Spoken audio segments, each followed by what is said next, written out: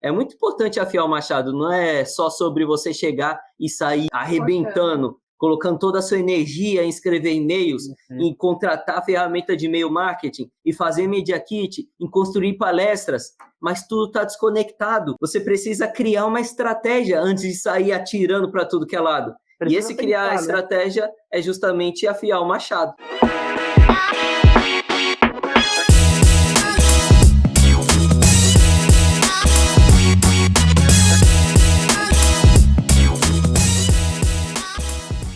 Maravilha! Seja muito bem-vindo, seja muito bem-vinda ao podcast Mente do Cliente de Palestras. Como você sabe, aqui nós abordamos como funciona a mente do contratante de palestras para te ajudar a fazer parte do grupo de palestrantes mais bem-sucedidos do mercado, os palestrantes corporativos. Eu sou o Lucas Vieira, gerente de marketing da Motivação Palestras, uma das maiores agências de palestras do Brasil. Eu sou a Natália, cofundadora da Motivação Palestras. Eu sou o Lucas Lopes, cofundador da Motivação Palestras. Para a galera que está aí no Instagram, eu já vou avisar vocês, ó, estamos ao vivo com convidados, hein? Então, vai lá no YouTube se você não quiser perder esse papo aqui completo. Vamos começar agora, DJ, que é o anfitrião aí, ele vai mandar bala. Vamos lá, hoje o tema tá super interessante e eu garanto que quem perder esse podcast aqui vai ter que ficar aí aguardando um bom tempo quando ele for pro ar um dia lá no canal do YouTube. O tema de hoje é como utilizar o e-mail para gerar interesse no mercado de palestras. E aí, Lucas, você acha que esse tema é forte? Esse tema aí vai ter chuva de insights. O palestrante que se ligar aqui e anotar, ele vai se dar bem. Eu espero que tenha. E aí, eu queria conversar com vocês um pouquinho para a gente poder entender essa dinâmica que o e-mail traz. Todo mundo tem aquele preconceito de que e-mail marketing não vende, é uma puta encheção de saco, toda hora que você abre o e-mail lá tem um monte de promoção, um monte de coisa, e aí você fala, putz, e-mail. E aí a primeira pergunta que vem é, você tem que ser curto e grosso agora, tá? E-mail vende? Sim. Com todas as letras? Com todas, em caps lock, maiúsculo. Então, palestrante, desbloqueie essa coisa de que e-mail não vende. Então, o especialista está dizendo aí, e-mail vende sim. E hoje a gente vai falar exatamente sobre isso. Quais são as temáticas? Ô, Lucas, responde de novo, curto e grosso. Existe um jeito certo de mandar um e-mail que venda? Sim! E aí, Nath, o que você acha? Você já comprou alguma coisa por e-mail que você recebeu um e-mail e ficou com vontade de comprar só porque leu aquele e-mail? Já? Eu já comprei um monte de brinco, piercing por e-mail marketing. Por e-mail marketing, caramba, que gozado. Ô, Lucas, vamos lá então, vamos começar aqui já com o pé na porta. Eu não preciso mais ser curto e grosso, né? Não, você pode ser curto e grosso, mas dentro de uma resposta longa, beleza? Caramba, até que fim. Eu não consigo falar assim ou não. Que a dinâmica era só balançar a cabeça igual o Chaves. Entendi. Como é que é? É não e sim. É isso aí.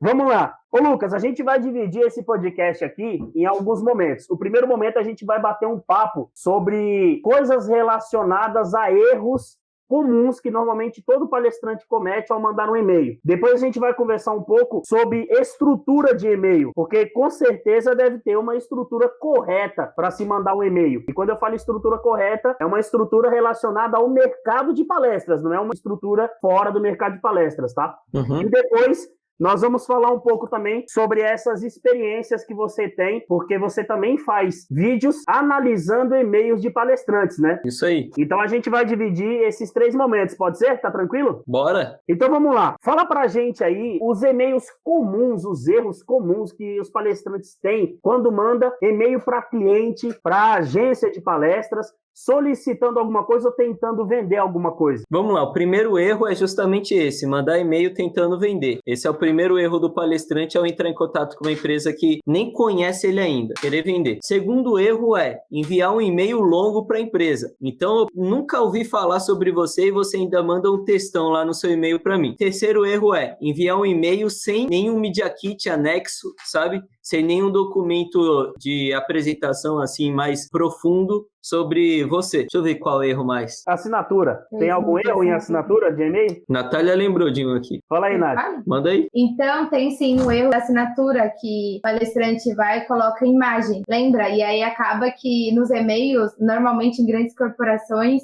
eles não deixam baixar automaticamente essas imagens.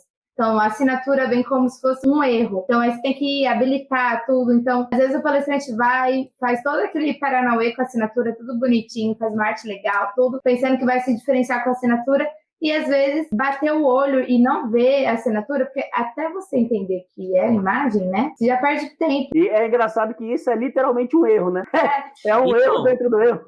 Calma, essa observação que a Natália fez é algo que eu ia até comentar aqui, que é uma coisa importante, mas eu não sei se chega a ser um erro. O que acontece? O palestrante, ele perde muito tempo e energia fazendo coisas desnecessárias. E aí que entra a assinatura. Porque a assinatura, muitas vezes, quando você manda para alguém, o seu e-mail não está habilitado para fazer download automático de imagens. Sabe seu celular? Dá para você habilitar lá no seu WhatsApp para ele não fazer download de imagens automaticamente. No e-mail acontece isso também. Então, na verdade, você colocar uma assinatura de e-mail em formato de imagem, não sei se chega a ser um erro, mas ele acaba sendo meio que uma perca de tempo, levando em consideração que os e-mails do gerente de RH, eles não vão fazer o download automático daquilo. Então entra no balaio, talvez, do erro do cara que escreve um textão lá no e-mail dele, sendo que o gerente de RH, ele não está interessado em você ainda, ou seja, ele não vai ler o textão. E se ele não está interessado em você ainda, ele não vai clicar em fazer download da sua imagem só para ver a sua assinatura, sabe? Então são coisas assim que são trabalhinhos desnecessários que você poderia ignorar e colocar essa energia em outras coisas mais importantes. Você sempre fala aqui pra gente, inclusive foi uma coisa que você tocou no podcast passado sobre o braço de conteúdo e o braço de vendas. E com certeza o e-mail faz parte de um desses dois braços. Em qual braço que ele faz parte mesmo? Ele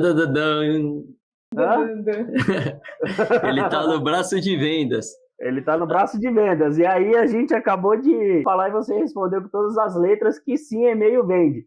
E aí é que está uma questão interessante. Se ele está no braço de vendas, eu posso utilizar o e-mail pro braço de conteúdo, já que uma pessoa não me conhece? Olha, aqui tem uma palavra que a gente vê muito alguns palestrantes usarem. Depende. Esse depende é muito vago.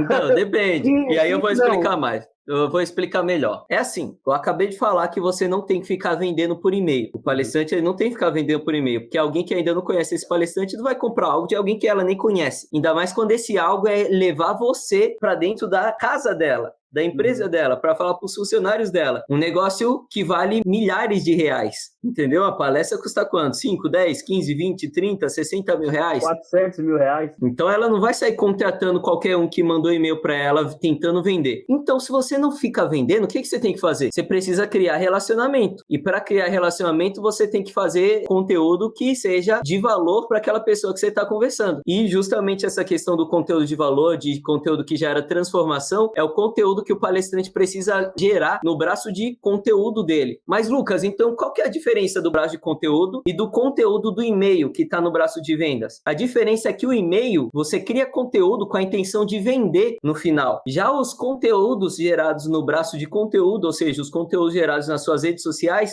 você cria esse conteúdo com a intenção não de vender, mas sim de transformar as pessoas que estão interagindo com aquele seu conteúdo. Deu para entender? Então, o objetivo final é transformar as pessoas nas suas redes sociais.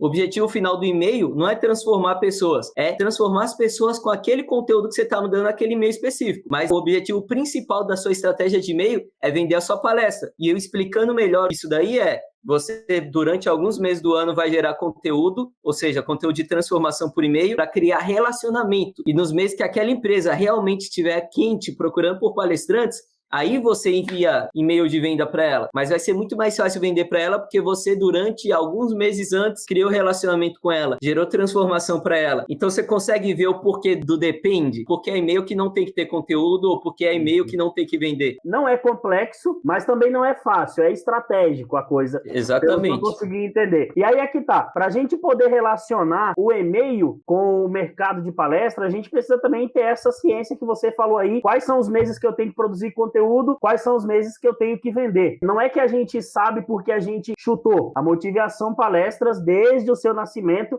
tem um banco de dados onde é relacionado todo tipo. Se o cliente falou A, a gente relaciona lá em números na planilha quantas vezes apareceu A. Se ele fala B, quantas vezes apareceu B. Então, é uma questão mais estratégica. Ô, Nath, quando os clientes entram em contato com a Motive, eles não só pedem indicação, como a agência se sente na obrigação de indicar, né? E normalmente você envia por e-mail alguma coisa que venda ao palestrante, não é? Como é que funciona esse processo lá? Bom, como funciona?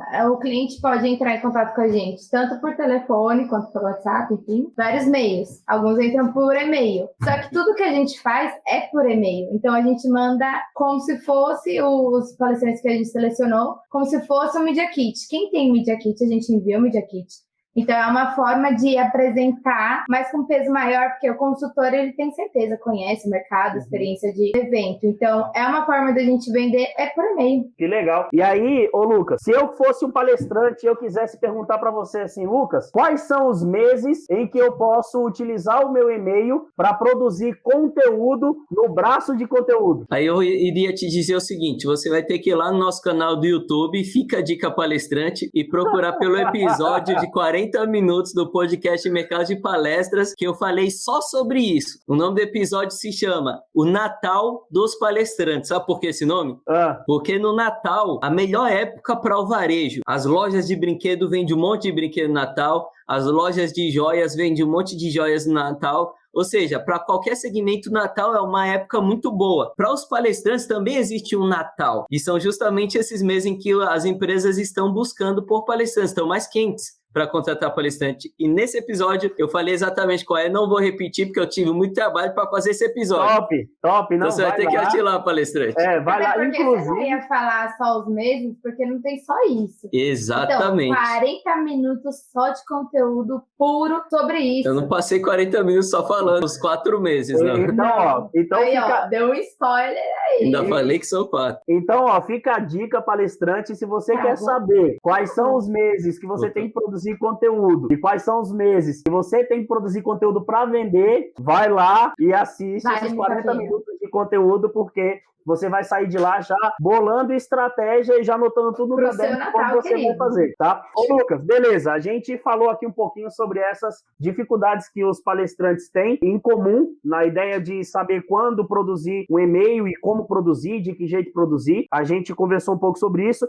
E agora eu queria falar com você um pouco sobre, com você e com a Natália, é claro, né? Estrutura de e-mail. A gente tem numa redação, a gente tem uma estrutura bem definida. Introdução, desenvolvimento e conclusão. O e-mail é basicamente isso ou é totalmente diferente disso? Totalmente diferente disso. Palestrante, você não deve criar um e-mail com começo, meio e fim. Seu e-mail não deve ter começo, meio e fim. Sabe por quê? Porque se eu pego, isso se você estiver acompanhando nossas dicas. Então, se você for um palestrante que tem um posicionamento único, que consegue gerar curiosidade, e eu crio uma história, sei lá, um e-mail que não tem um fim, mas me deixou muito curioso em querer saber mais sobre você, querer saber que fim é aquele, eu vou começar a me interessar em buscar saber mais sobre o palestrante. Então, desmembrar essa estrutura de redação, essa estrutura de texto básico, começo, meio e fim, é uma estratégia para fazer com que clientes se interessem em passar a tomar a iniciativa de buscar por palestrantes, entendeu? E existe um pilar, são 4 fatores que precisa ter em todo e-mail de palestrante. E se você quiser, eu falo agora. Vai ser um podcast só disso? Caraca, 4 pilares? 4 pilares que precisa ter no e-mail de todo palestrante. Então, beleza. Então, fale esses 4 pilares aí, que depois eu já tenho engatilhado uma pergunta para a Natália aí, que vai, com certeza, vai estar atrelada a esses 4 pilares que você falar aí. Vamos lá. Olha só, toda terça-feira não, praticamente 2 terça-feiras por mês, eu faço uma live chamada Oratória Digital. E por que Oratória Digital? Porque os palestrantes, eles são ótimos oradores em cima do palco, mas eles não são oradores tão bons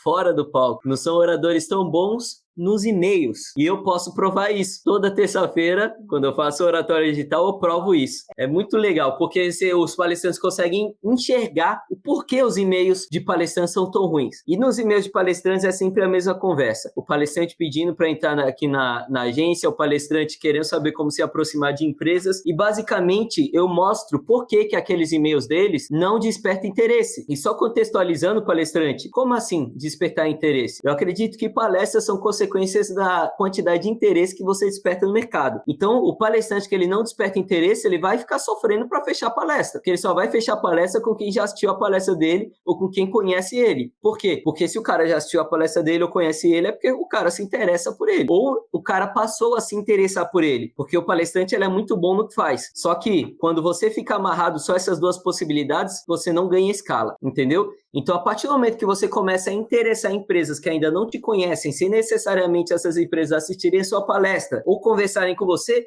você começa a aumentar a quantidade de palestras que você faz. Ou seja, palestras são consequências da quantidade de interesse que você desperta nas pessoas, beleza? Então, dito isso, existem algumas formas de você despertar interesse nas empresas. E uma dessas formas que a gente sempre fala no podcast Mercado de Palestras, que é um outro podcast que a gente faz toda segunda, quarta e sexta, às 8 horas da manhã. Eu falo que você precisa despertar percepção, ou seja, fazer com que as pessoas te percebam como um palestrante bom antes de te conhecer, antes de assistir a sua palestra. E isso, gerar percepção, está totalmente dentro do controle do palestrante.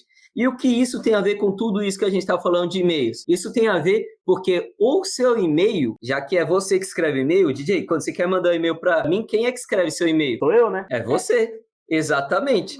Então, eu já acho, que eu você... acho que nem o cara, eu acho que nem o cara que tem uma secretária, ele não vai pedir para ela, escreve um e-mail para tal fulano para mim e fala isso. Eu Então, acho que... todo mundo escreve o seu próprio e-mail, mas por que não é tão óbvio pensar que se eu estou escrevendo o meu e-mail, eu estou basicamente construindo, a cada palavra que eu escrevo, o pensamento que a pessoa vai ter sobre mim quando receber e ler esse e-mail. Você consegue entender isso? Cada palavra que eu estou escrevendo é uma construção, literalmente, uma construção do que a pessoa do outro lado vai pensar sobre mim quando ela receber e ler o meu e-mail. É praticamente despertar uma empatia. Exatamente. Só que tem alguns pontos que você precisa encaixar para conseguir despertar a empatia certa para vender palestras. E não simplesmente uma empatia de tipo, esse cara parece ser legal. Vai ser algo que faça com que a pessoa dê um passo a mais para querer fechar a palestra com você. É tipo quebra-cabeça, né? Você tem que achar a peça certa para colocar naquela imagem. Exatamente. Só que o cara ele precisa achar se ele não acompanha os nossos podcasts. Porque aqui nos nossos podcasts a gente mostra para ele, é essa peça aqui que você precisa usar, entendeu? E quais são essas peças?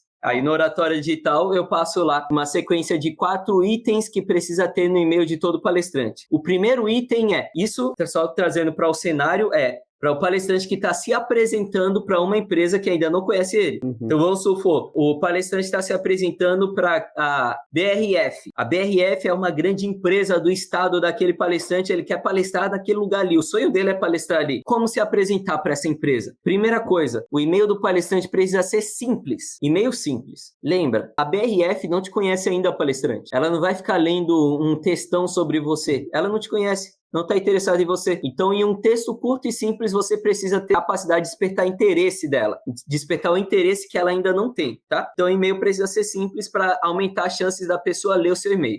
Segundo ponto, o e-mail precisa ser atrativo. O que isso quer dizer? O e-mail ele precisa ter características que interessam aquela outra pessoa, entendeu? O que eu quero dizer com características? A gente sempre diz que as empresas privadas, elas buscam sempre 6 temas de palestras aqui com a gente. Motivação, liderança, vendas, trabalho em equipe, política e economia. Esses 6 temas são 6 temas mais buscados pelas empresas. Quando você envia um e-mail se apresentando para uma empresa, para sua palestra de hipnose, não está dentro dos 6 temas. Então, a possibilidade de despertar menos interesse aumenta. Mas quando você liga a hipnose, por exemplo, à liderança, você começa a despertar interesse, porque as empresas estão interessadas em melhorar a liderança da empresa dela, entendeu? Então, simplesmente por ligar o tema da sua especialidade com algum desses temas que você fala, com algum desses temas que a empresa geralmente procura, você está literalmente aumentando as suas chances de despertar interesse naquela empresa. Você está tornando seu e-mail mais atrativo, entendeu? O terceiro aspecto, atrativo, interesse. E o terceiro aspecto é o interesse. O seu e-mail precisa ser interessante. E qual que é a diferença do atrativo para o interessante? A diferença é a seguinte: o atrativo é quando você desperta o olhar da pessoa. Então, por exemplo, pega uma folha A4 toda branca e só tem um pinguinho vermelho nessa folha. Eu tenho certeza que o seu olhar ele vai ser direcionado diretamente para o pinguinho vermelho, porque é a única coisa vermelha colorida ali naquela folha branca. Ou seja, aquele pinguinho, ele está sendo atrativo, mas não necessariamente interessante, porque você não vai ficar meia hora olhando para ele. O seu primeiro foco de olhar vai ser para ele, porque ele está sendo atrativo, só que ele não está sendo interessante ainda. E como palestrante ele pode ser interessante? Criando um posicionamento único. O interesse é algo que gruda a pessoa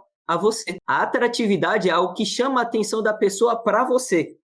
Mas o interesse é algo que gruda a pessoa, que faz com que ela queira mais, queira saber mais sobre você, entendeu? Então, como que que o palestrante ele pode ser interessante? Ele pode ser interessante criando um posicionamento único. E eu sempre dou lá na Oratória Digital vários exemplos de posicionamentos únicos de palestrantes, entendeu? Então, a partir do momento que você tem um e-mail simples, você tem um e-mail atrativo e você tem um e-mail interessante, você aumenta as possibilidades daquele cliente se interessar, querer saber mais sobre quem é você, abrir um relacionamento com você. E aí a gente entra na questão da sequência de e-mails, que a gente estava falando mais cedo. Esse é um e-mail que vai abrir o relacionamento com o cliente. Os próximos e-mails vão ser e-mails em que você vai manter o relacionamento com o cliente, até chegar nos meses que aquele cliente está mais quente para comprar uma palestra. E aí, nesses meses, por já ter criado esse relacionamento, por ter aberto essas portas dessa forma com o cliente, você aumenta as possibilidades de fechar palestras. Deu para entender? Top! Eu queria só que você repetisse. Então, o pilar 1 é que seja curto ou simples. O pilar 2, atrativo. O pilar 3, interessante. E o quarto? Vamos lá. O e-mail ele precisa ser simples. O e-mail ele precisa ser atrativo. O e-mail precisa ser interessante. Mas o e-mail também precisa de um quarto pilar, que eu não falei, só que é muito importante. Muitos e-mails de palestrantes faltam objetivo. E esse é o quarto pilar, ter um objetivo claro. Não adianta você entrar em contato com uma empresa, com seu posicionamento único, com um tema de palestra falando que você, ligando a sua especialidade como palestrante a um daqueles 6 temas de palestras, um e-mail simples, mas tipo, tá bom, e o que você quer com isso? Entendeu? Quando você tem um e-mail com objetivo claro, você tá falando por que você tá entrando em contato com aquele cara, de uma forma clara, de uma forma simples, de uma forma interessante e de uma forma atrativa. Eu recebo todos os e-mails da Motive, né? Eu não respondo os palestrantes, eu deixo com o Luca. E muitas vezes, não é só palestrante, viu? Cliente também. Eu não sei se o cliente tá pedindo palestrante, eu não sei se ele tá falando que ele é um palestrante, eu não sei se ele quer uma entrevista, se ele tá pedindo, não sei. É muito comum a gente ver isso de e-mails não objetivos. Tem vezes que até falo, Lucas, você acha que esse e-mail é o quê? Ele tá querendo falar que ele é palestrante, ele tá querendo apresentar o palestrante, porque isso é o mal, você acaba se perdendo, ou falando de você, ou enfim. Ô, Nath, esse aspecto aí que você falou é interessante porque se a gente colocar numa balança, a obrigatoriedade de ser o mais claro possível é do palestrante. Pois é. O cliente não tem essa obrigação, apesar de que a comunicação precisa ser clara para que as duas partes entendam. Mas o cliente não tem o peso de ser tão claro quanto o palestrante, porque afinal ele é cliente, ele está comprando. Então ele vai... Sim, porque geralmente quando o palestrante vem falar com uma agência, ele está pedindo favor. É meio que assim, então, me coloca aí na sua vitrine. Então, eles, não sei se isso fica claro, mas a vitrine está lá. Então, eu estou vendendo um produto, uma marca, eu trabalho, invisto nisso. Está me pedindo para eu te colocar de graça lá e o que eu ganho com isso, entendeu? Então, isso serve tanto para a agência quanto para a empresa, para qualquer pessoa, gente.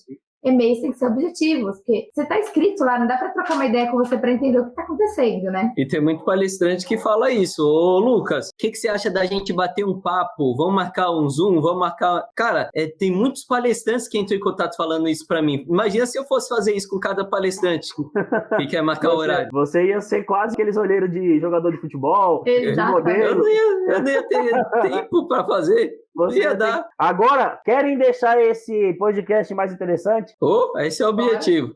Vamos lá. Imagine uma situação, eu tô levando em conta esses 4 pilares aqui, tá? Para quem não sabe aí, a Nath, o Lucas e eu, nós 3 somos formados em comunicação, né? Então nós somos especialistas em marketing. E aí, eu vou falar uma coisa aqui agora que vocês já sabem de letra, O pessoal talvez não saiba, mas vocês já sabem de letra. Vamos supor uma situação em que você está no mar e, de repente, você avista a barbatana de um tubarão. Ocorre uma série de reações. Primeiro, você começa a ficar com o corpo todo já diferente, a circulação do sangue começa a aumentar, você fica ofegante, o coração bate mais rápido. Se você tiver intestino cheio, ele solta. Se tiver bexiga cheia, solta. Se você já vai fazer vários movimentos para tentar sair dali, e isso ocorre em milésimos de segundos. Correto? Até aí, concordam comigo? Concordo. Em milésimos de segundos. Lucas e Nath. O Lucas com o olhar de especialista e a Natália com o olhar de quem recebe essas propostas. Esses milésimos de segundos também ocorrem nesses 4 pilares de um e-mail quando o cara recebe, porque a gente sabe que quando a gente olha uma imagem, a gente tem milésimos de segundo para saber se a gente fica mais tempo nela ou se a gente passa adiante. Com o e-mail, Lucas, você acha que isso também funciona com o e-mail? E Nath, você quando recebe um e-mail, você também tem essa mesma percepção? Eu acho que para mim ainda é pior que para ele. Porque você pode falar, a Natália tem... Não é mais empatia, é que eu trabalho focada no cliente. Então, quando vem um palestrante falando para mim, e eu vejo aqueles e-mails, eu falo... Jesus! De brincadeira comigo. Jesus! Eu geralmente falo isso, eu falo... Você viu o e-mail desse cara? Eu falo assim pro Lucas, e ele fala, vi, e ele é ainda mais bonzinho, fala, não, ó, mas ainda tá bom nisso, naquilo. Eu falo assim, não, tá ruim, tá muito ruim. Tem palestrante que é até folgado, DJ. Palestrantes, meninas e meninas, não importa. Eu falo, meu Deus, olha o e-mail desse cara. Coloca lá no oratório digital, Porque não é assim que manda e-mail pra pessoa, não. Acho que a gente trabalha pra eles a falar, gente, falta de respeito, você tá pedindo uma coisa, pede com educação. Então, pra mim, eu ainda bato milésimo de segundo. DJ, eu não leio todos os e-mails dos palestrantes, nem no final. E pra você ter noção que eu já julgo, no comecinho, eu leio o comecinho e não leio o resto. Simplesmente mando pro Lucas e acabou. E já julgo assim. Então, imagina... Enfim, você já faz uma tiragem do que é bom e ruim e fala, Lucas, esse é ruim, ó, esse aqui é pior ainda, esse aqui eu não vou nem comentar. É muito difícil eu falar, nossa, Lucas, olha esse e-mail, que top. Geralmente eu falo, meu Deus, olha esse e-mail, põe lá na oratória, leva lá, ó, responde você. Eu falo, que isso? Ô, Lucas, e aí, sua percepção, você acha que também tem muito a ver com o que eu falei aqui agora, que em milésimos de segundo você decide se você continua lendo aquele e-mail ou não? Procede isso? Não só com e-mail, com qualquer coisa na vida. Você lembra de alguém, DJ, que você já conheceu, e aí você conheceu pela primeira vez aquela pessoa, você olhou pra ela assim e falou, nossa, esse cara aí parece ser um nojento, esse cara aí parece ser folgado pra caramba. Assim, pô, o santo não bateu. Só que eu me conversei com a pessoa. Mas e depois, quando você começa a conversar, não sei se você conheceu alguém assim, depois você conversou e falou, caraca, o cara é legal pra caramba, mano. Eu achei que você era totalmente diferente. Já conheceu alguém assim? Bem assim, mesmo, principalmente com mulher. Eu falo, nossa, você tinha, ó, pra mim você tem tinha mó cara de antipática, metidinha, filhinha de papai, mas não, aí a pessoa até se... Nossa, eu sou assim, quem me vê pela primeira vez acha isso já. Percepção, aí, ó, né? Já era. Tudo acontece essa primeira impressão. E o que é essa primeira impressão? Nada mais é do que percepção. É a percepção, é a forma como eu te percebi pela primeira vez. E quando eu recebo um e-mail, eu tenho percepções sobre aquele e-mail. Vamos lá. Sou um gerente de RH, acabei de receber o seu e-mail. Tenho milhares de coisas para fazer. Recebi um e-mail de alguém que eu nem conheço, oferecendo algo que eu nem preciso agora, no texto que tem quase 2 páginas. Qual que vai ser a minha percepção? Tenho mais o que fazer, deleto aquilo ali. Então olha como as primeiras impressões estão muito fortes aqui. O palestrante que ele mandou um Media Kit, um e-mail, e tá curtinho, tá simples, tá objetivo. Só que quando eu abri o Media Kit dele, umas fotos igual aquela que a gente viu um dia que um palestrante mandou pra gente, do corpo da internet e a cabeça dele que ele colocou. Você acredita que eu lembrei disso agora? Eu ia falar. Então, desse jeito. Qual a percepção que eu vou ter desse cara? De que o trabalho dele é um trabalho tão ruim amador quanto aquela foto. Então, olha a importância da primeira impressão que você gera nas pessoas. E lembra que eu falei alguns minutos atrás que cada palavra que você escreve é uma percepção que você vai gerar na pessoa que vai ler seu e-mail. Ou seja, eu tenho total possibilidade de construir o que você vai pensar sobre mim. É por isso que as mulheres, quando vão conhecer alguém ou quando vão numa balada, elas se maqueiam, se vestem toda bonitona. Um cara, quando ele vai numa balada, ele faz a barba, corta o cabelo, se veste todo bonitão. Por quê? Ele quer causar boas primeiras impressões nas pessoas que ele vai conhecer, ou que ela vai conhecer. E não é à toa que o ditado popular fala, a primeira impressão é a que fica, né? Exatamente. É uma coisa que eu ia falar. Hoje, isso é tão importante que tem curso para visagismo, para o que você quer imprimir para uma pessoa. Então tem cores, tem roupa, tem corte de cabelo, tem tudo que você imaginar. E as pessoas não entendem, porque assim, pro palestrante eu acho que isso tá claro, que você precisa passar uma boa impressão, por isso que às vezes eles vão de terno pra empresa, isso e aquilo, mas eles esquecem que não adianta você imprimir uma impressão fisicamente e esquecer no digital.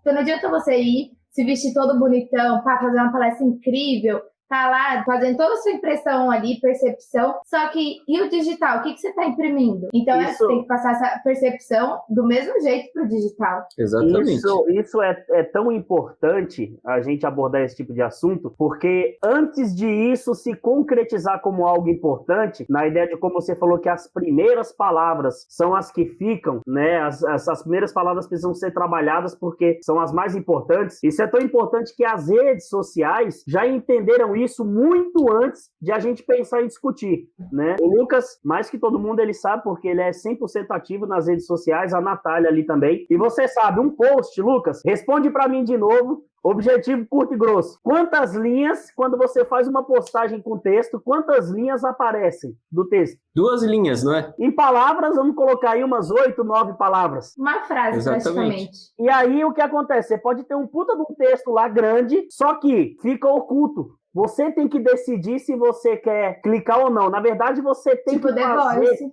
você tem que fazer com que a pessoa decida se ela quer continuar lendo ou não, só por interessar ela em apenas 8 palavras. Olha que Exatamente. coisa. E no Instagram é a mesma coisa, né, Lucas? No Facebook e no Instagram só aparece. Então, faz muito sentido o que você falou. As primeiras linhas são essenciais para que você desperte interesse. Eu acho que ali, eu acredito que ali é o ponto mais importante do e-mail. Você não acha? Sim, o e-mail eu falo sempre que ele precisa ser um parágrafo de 4 linhas. Lembra que uma das características lá dos 4 pontos é simplicidade. Essa simplicidade precisa ser um parágrafo de 4 linhas. Caramba, Lucas, mas isso não é tão pouco? Bom, por isso que o seu e-mail ele precisa ter em anexo um Media Kit, porque o e-mail basicamente ele vai abrir o interesse para que o cara que está recebendo queira abrir o seu Media Kit. E ali no Media Kit você vai falar mais para aquele cara, entendeu? Então é como se a gente fosse colocar na estrutura de um texto, é como se fosse assim: o e-mail é o começo, o Media Kit é o meio e o lugar onde você vai jogar ele depois do Media Kit, seja seu site ou suas redes sociais, é o fim. Essa é a comunicação. Me recordei agora de uma ação de marketing que a gente fez na Motivação, em que nós 3 estávamos discutindo qual seria o título do e-mail. Com certeza vocês vão recordar. E a gente pegou uma lista de mais de 100 clientes da Motive, e aí a gente pensou, putz, e agora, como é que a gente vai colocar? Porque eles recebem um monte de e-mails, como é que a gente vai fazer esse e-mail ficar atrativo? E aí a gente chegou numa ideia de que o título teria que ser Ela Ficou Muito Brava Comigo. Você lembra disso? Uhum. E aí foi sucesso, porque a gente começou a receber ligação. Nossa, vocês me deram um susto com esse e-mail. É o primeiro termômetro de que a pessoa pelo menos leu o e-mail. Uhum. E aí a pessoa só ia entender o que era aquele título quando ela continuasse lendo, porque tinha uma história. E aí a gente falava, fulano de tal, ela ficou muito brava comigo. Então, para todos os e-mails, a gente colocava o nome da pessoa primeiro, e aí obrigava a pessoa a ler para entender, porque a gente despertou o gatilho da curiosidade. Ficou brava por quê? Não é, exatamente. A gente teve quase 100% de retorno por causa do título do e-mail. Tá vendo a importância de gerar curiosidade? A importância de ter estratégia, porque o pessoal fala, vou mandar um e-mail. É que nem o TikTok, eu vou mandar ui, né? Assim, vai jogando. A gente ficou assim, para resolver o título. Imagina escrever um e-mail. A gente ficou muito tempo para decidir o título e foi essencial. É aquela coisa, como é que você sempre gosta de usar, Lucas, essa analogia? É muito tempo amolando o machado e menos tempo cortando a árvore. Exatamente. Tem um ponto, né, que conta isso. Agora que você levantou a bola, vai ter que ouvir o meu ponto rapidão. Manda aí. Manda aí. O historiador, ele gosta de contar história. Eu gosto. Olha só, tem um conto que ele fala o seguinte: tinha um velhinho e tinha um lenhador. Na verdade, os dois eram lenhadores, só que um era velhinho e um era bem jovem e forte. Esse cara que era jovem e forte, ele, durante toda a infância e adolescência, admirou esse velhinho. Ele achava ele um dos maiores lenhadores que ele já tinha visto, né? E nessa cidade que eles moravam, todo ano tinha uma competição de lenhadores. E por isso que as crianças admiravam os lenhadores. porque os que ganhavam lá eram vistos como heróis da cidade, né? Que ganhavam a competição. E essa criança, esse carinha aí, sempre idolatrou esse velhinho. Só que a criança começou a ficar mais velha, virou um adulto e virou um ótimo lenhador. E o velhinho, ele começou a ficar mais velho, menos forte e menos ágil, enquanto a criança ficou cada vez mais forte e mais ágil. Certo momento, os dois entraram na competição. Aquela competição que aquele jovem só via quando era criança o velhinho competir. O ídolo e o fã competindo. E o jovem, ele já estava decidido que ele ia ganhar. Ele era muito mais ágil, muito mais forte que o velhinho. E aí ele chegou lá na competição, deram um jato e ele começou a cortar um monte de árvore. E a competição era quem cortasse mais árvore ganhava. Ele começou a cortar. Enquanto isso, ele olhava para o lado e o velhinho só com o negocinho dele lá, afiando o machado. Enquanto ele estava se matando lá, cortando. Ele afiando o machado. Chegou um momento em que o machado do cara que era mais jovem ficou cego. Ele não conseguiu mais cortar. E o velhinho saiu com a maior facilidade do mundo. Cortando um monte. E ganhou a competição. Entendeu? E aí eu acho que é uma das origens desse ditado do afiar o machado. É muito importante afiar o machado, não é só sobre você chegar e sair arrebentando, colocando toda a sua energia em escrever e-mails, em contratar ferramenta de e-mail marketing, e fazer media kit, em construir palestras, mas tudo está desconectado. Você precisa criar uma estratégia antes de sair atirando para tudo que é lado. E esse criar a estratégia, né? É justamente afiar o machado. Precisa pensar, né? Tudo é pensado, tudo é estratégico, então você precisa relacionar muito bem os títulos, o texto que vai ali no e-mail. Como você disse, né? Precisa ser curto, simples, precisa ser atrativo, precisa ser interessante e precisa ter objetividade. Você enxergou uma chave aí? Olha só, não é sobre estratégia simplesmente, porque eu tenho certeza que todo palestrante é estratégico. Todo palestrante tenta bolar uma coisa, vou fazer isso para conseguir isso. Então, eles tentam criar estratégias. Mas as estratégias, elas precisam estar totalmente conectadas com o mercado de palestras. Por que eu te dei esses 4 pilares aí? Porque os 4 pilares conseguem despertar percepção no gerente de RH, no gerente de marketing, entendeu? Agora, você imagina o cara utilizando esses 4 pilares aqui e ainda utilizando todas aquelas informações daquele vídeo de 40 minutos, de 45 minutos, falando sobre os meses de vendas e os meses de... Aí pronto, estourou. Exatamente. A gente não vai nem pensar em 2 vezes colocar um cara desse aí lá na Motive, colocar ele como destaque do site, porque simplesmente o cara fez tudo certinho e tá estourado. Tem cliente. Exatamente. Então... O palestrante, ele fica buscando na internet aí um monte de estratégia aleatória. A gente está passando estratégias encaixadas ao mercado de palestras. A gente podia vender isso que a gente está falando aqui hoje.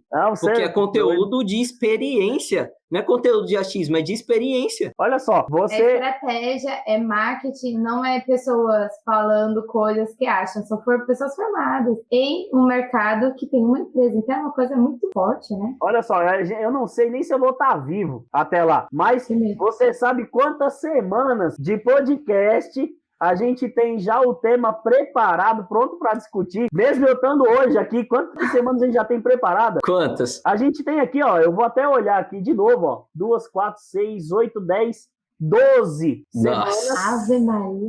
É o quê? O ano todo? Já 3 meses de conteúdo preparado. Já preparado pensando nessa parte estratégica, porque a gente tem um planejamento aqui, né? Então o planejamento precisa pensar sempre lá na frente. E aí a mesma coisa é o palestrante com e-mail. Como é que eu vou fazer para o olhar do cliente para mim sem querer vender? Depois que eu já consegui o interesse dele, que ele está engajado comigo, como é que eu vou vender sem vender? Ser sutil na venda para gerar esse interesse. Então, acredito, tudo depende de como você chega na menina, né? Se você tá numa balada e você tá ali encarando a menina, se você não chegar, o outro chega e leva ela embora. Gente, obrigado. A gente chegou aí ao final do podcast. Espero que tenha sido tão proveitoso para você que tá assistindo, para vocês aí que disponibilizaram o tempo para fazer isso comigo, como foi para mim, né? Obrigado, Lucas. Obrigado, Nath, aí sempre. Natália aí com a simplicidade dela, trazendo essa atualização do mercado ali, do tiro, porrada e bomba todo dia, né? E o Lucas aí... Eu sou a rainha dos exemplos. Gente, obrigado. Obrigado a você que assistiu a gente, que provavelmente vai assistir esse podcast gravado depois aí.